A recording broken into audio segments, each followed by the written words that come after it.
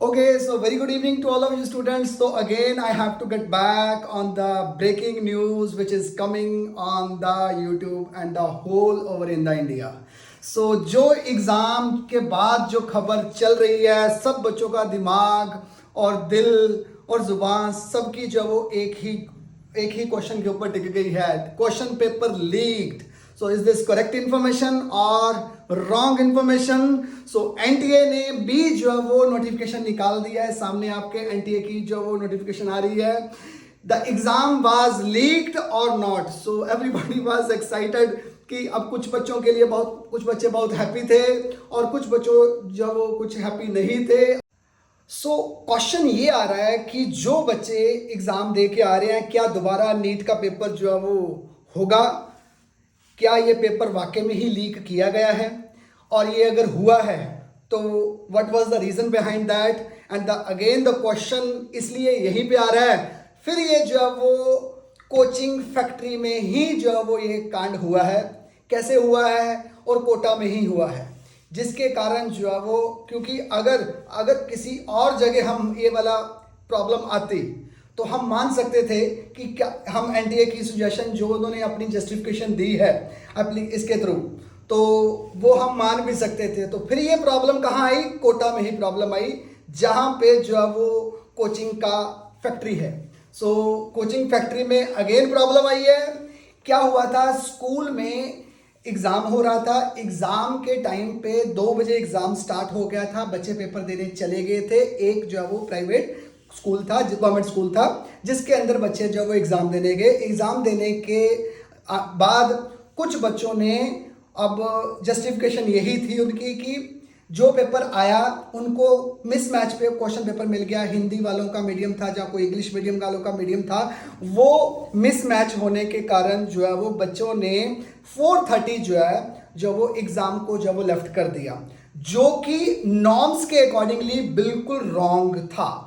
ऐसा नहीं होना चाहिए था, बिकॉज इट इज़ ऑलरेडी जो वो डिस्क्राइब्ड कि कोई भी बच्चा जो है वो, चाहे बच्चा जो है वो 1 घंटे में पेपर कंप्लीट कर लेता है या 2 घंटे में पेपर कंप्लीट कर लेता है, ही और she will not be allowed to get out of the centre till 5:20 PM. Fine.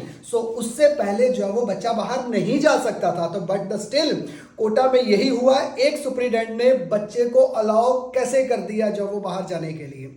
तो वो अगर क्वेश्चन पेपर बाहर गया है, तो क्वेश्चन पेपर अगर बाहर गया तो 4:30 बजे अगर क्वेश्चन पेपर बाहर गया है, तो देयर इज अ प्रोबेबिलिटी कि प्रॉब्लम जो है वो 1 घंटे में अगर पेपर बाहर चला गया तो 1 घंटे में बहुत कुछ हो सकता था. So the lot of the information, अगर 4:30 बजे पेपर बाहर जा सकता है तो 4:23 के ऊपर जो है वो पेपर बाहर जाता है. और जो वो टोटल एक घंटे का टाइम मिलता, तो 1 घंटे में ये सारा पेपर बाहर से अंदर भी आ सकता है. फाइन. बिकॉज अगर कोई बैरियर नहीं था, इसमें ऐसी कोई इंटीमेशन नहीं थी, हाउ इट इज पॉसिबल कि जो है वो सब बच्चों का पेपर हो रहा है. पूरे ऑल ओवर में 25 लाख अराउंड बच्चा पेपर दिया है और इंडिया का बिगेस्ट एग्जाम है ये. तो ये नेग्लिजेंसी कैसे हो सकती है? अब जो वो एनटीए जो वो जस्टिफिकेशन दे रही है कि पेपर जो है वो लीक हुआ है, नहीं हुआ है.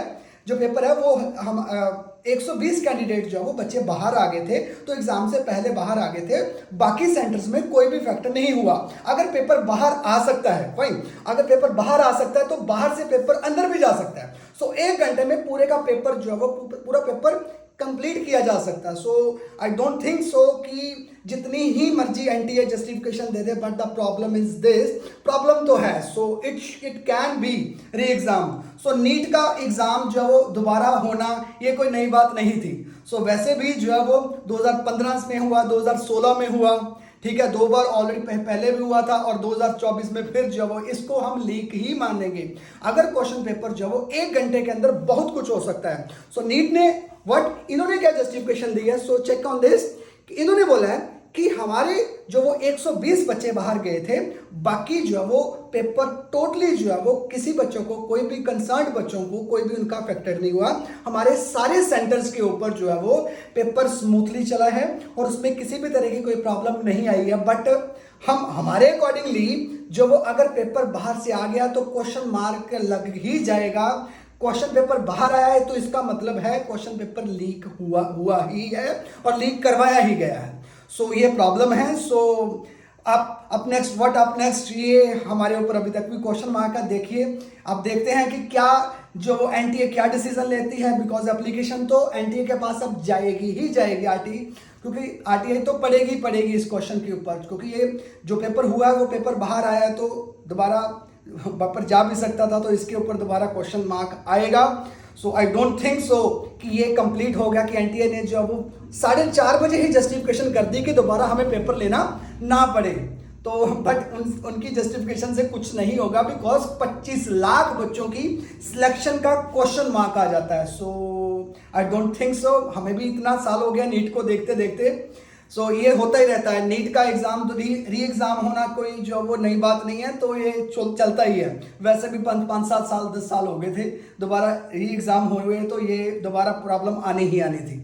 सो ठीक है। सो जो बच्चों के लिए बैड खबर है, जिन बच्चों का अच्छा हुआ है या खराब हुआ है, but the fact is this, the incident has been happened. ठीक है, सो इंसिडेंट अगर हुआ है तो उसके ऊपर क्या नोटिफिकेशन आती है, फिलहाल घर के लिए एनटीए ने अपनी ओर से जस्टिफिकेशन दे दी है, but that justification I don't think so it will be comfortable for the whole NEET aspirant who are competing about from the last 2 or 3 or 4 year or 5 year, and those students whose selection can be affected, so they will not be get keep silent. So ultimately the finally conclusion is this, so strict action should be taken and the investigation should be done. So I don't think so. So thank you so much, this is for the today breaking news.